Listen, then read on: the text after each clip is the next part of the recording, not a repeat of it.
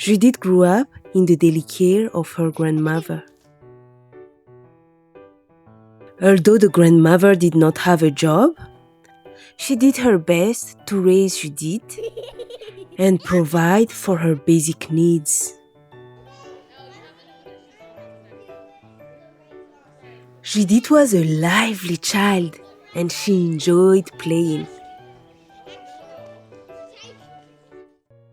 When she was little, she attempted several times to reconnect with her father, but he demanded to be left alone as he had formed a new family now.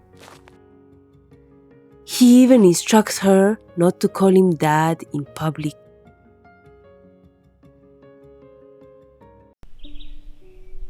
Her mother, on the other hand, have started a new life with her husband.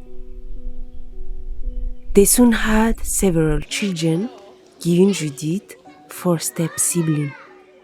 Her mother continued selling vegetables, but she couldn't provide to Judith as she have younger children to attend.